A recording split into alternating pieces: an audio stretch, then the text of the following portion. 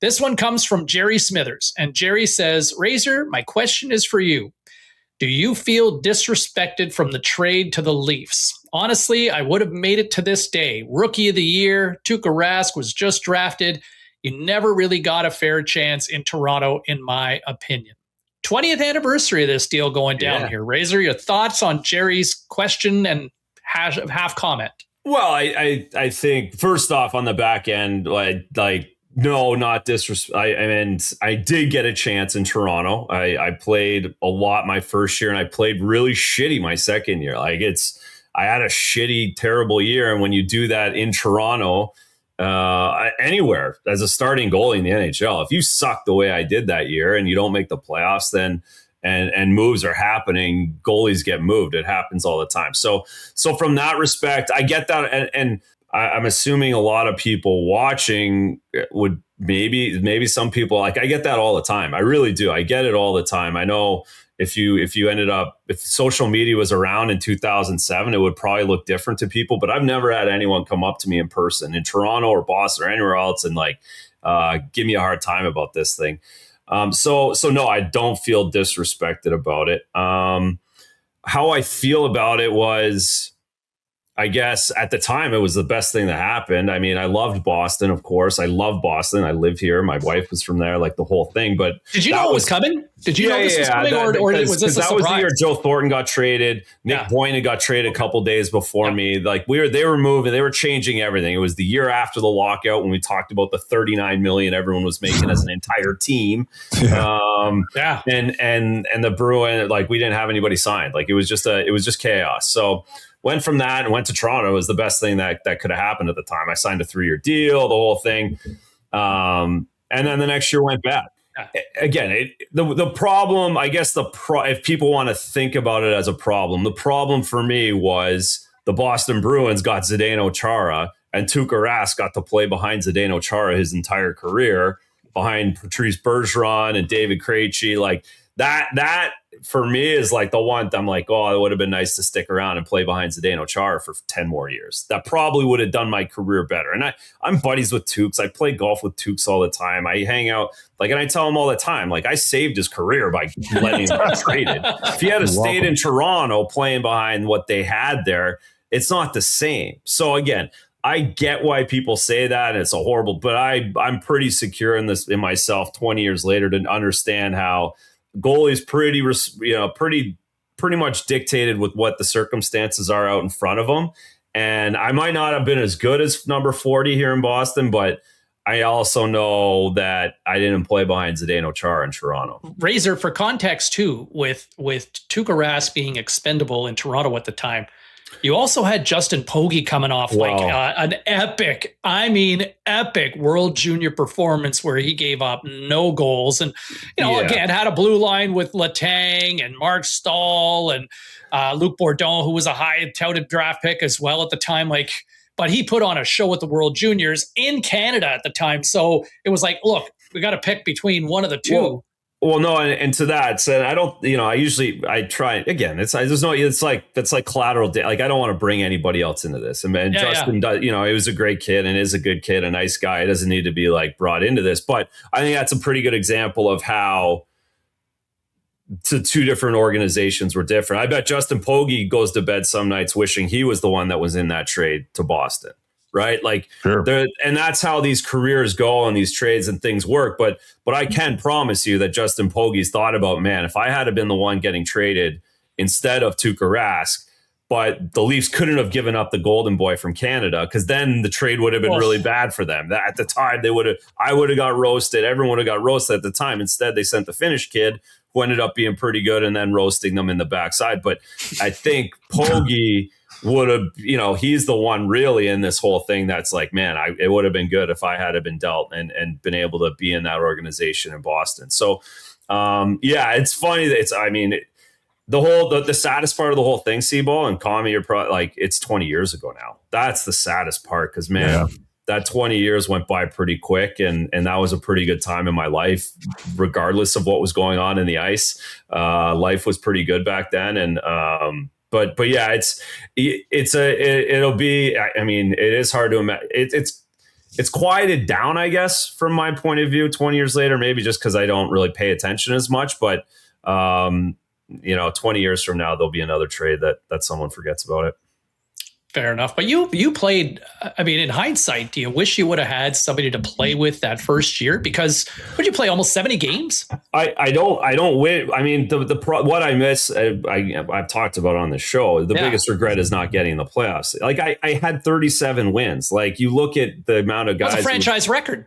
Tied. Yeah. And like that's what always kills me. Because if we had gone the playoffs and I had 37 wins, I think it would have been a lot different that summer. And then like this guy doesn't, he is going to be a starter and I think I would have had a bit of a different, I took it really hard not making the playoffs there. Like it really hurt me a lot. And I couldn't get out of it in time for the next season. And that affected me the next season. So I think the big thing is, so I guess, again, it's not fair for me to say one of the other guys I should have found a way to get one more point myself. But if as a team we could have found one more point, got into the playoffs and won a few games, pushed it to game 7, just something that year, I think that would have changed a lot of narratives too. And that would have helped me get through into the next year and become a Leaf for a long time. So while I'm still sitting on this couch here, going through my therapy session with you guys, the reality is that was a big part of it because I put a lot into it. I felt like it was pretty close to a successful season, but we didn't make the playoffs and I wasn't able to really take pride in it at the time. Yeah. That's why, great story. And I love the honesty too, Razor. And, obviously the benefit of hindsight, but, I love how modest you are in terms of it's not about pointing fingers. It's just, owning the moment. But I do think that first year, it wasn't that bad. Like it's not sustainable. But it's, you see it now with goalies. Like look at it, almost every team, even in the playoffs now seems to go with 2 goalies now. Right. It's just, it's a different game. Commie, I'll throw this to you for your trade from Calgary to Carolina. I was about to say which one. There was a few. Yeah, fair enough. At least you're getting traded and not waived. But that was, I remember I was covering the NHL draft in 2005, and that was, they had quickly ratified a deal, and so they did sort of the makeshift draft just to get Sidney Crosby's name up there because obviously he was going to be the generational talent. And I want to say it was day 2 of the draft. It was a small scale down. There were no fans there. It was in, I want to say like a conference room in downtown Ottawa. But I can still remember that. Announcement on the podium saying that the Flames have traded Mike Commodore to the Carolina Hurricanes. And I think it was a 3rd round pick at the time, correct me if I'm wrong. But I remember thinking, wow, that's good value for the Canes, for a guy who just had a whole bunch of experience that I don't know if you can put a premium on in terms of playing in a Stanley Cup and going 4 rounds and learning how to go through that grind. Where were you when that trade went down? And what was did you know it was coming, or was that right out of the blue? I never knew any trade was coming. That's none of them. Nobody gave me the heads up. I can't remember. That was the summer of 2005. I would have been in Calgary. I don't remember exactly where I was. And I don't remember exactly how I found out. Like I do remember when I got traded from New Jersey to Anaheim, I was in Minnesota at my lake cabin at a bar and I saw it on the ticker. That's how What? Seriously? Yeah. Somebody came up to me and was like, "Hey, congratulations." I'm like, "Huh? On what?" Like, "Oh, you got traded." I'm like, "To who?" They're like, "I think maybe Anaheim." I'm like, "What?" He's like, "Come look at the TV." So I'm looking at the TV and there it was. Nobody called me, nothing. Yeah.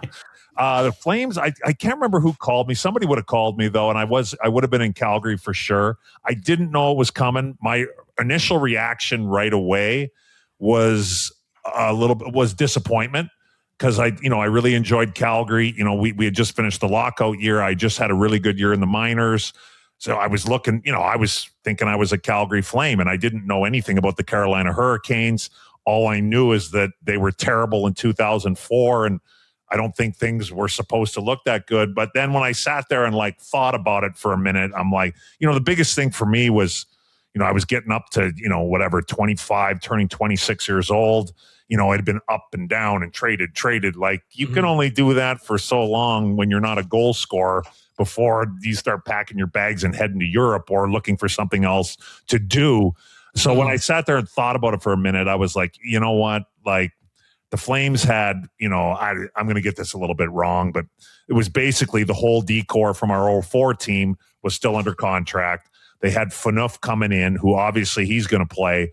So like when I was looking at it, if I was being honest with myself, I was like, I was right back to being the number 7 defenseman, maybe. The yo-yo going up and down. Right. I'm like, and then I looked at Carolina, and Carolina had come a lot to watch a lot of our games in Lowell during the lockout. And I had talked to Peter Laviolette, and I had talked to, not about like trades or anything, but I had met them, and, and I did have a really good year there. So I knew they, like, when I got traded to Carolina, when I saw it was Carolina, after the 5 minutes of disappointment, then seeing it was Carolina, knowing they weren't supposed to be very good, and knowing that because we split the farm teams there, Flames and Hurricanes, then I was again excited. I'm like, okay, like this could be like a legit opportunity for me, and it ended up being that. So no kidding. That's how that one went.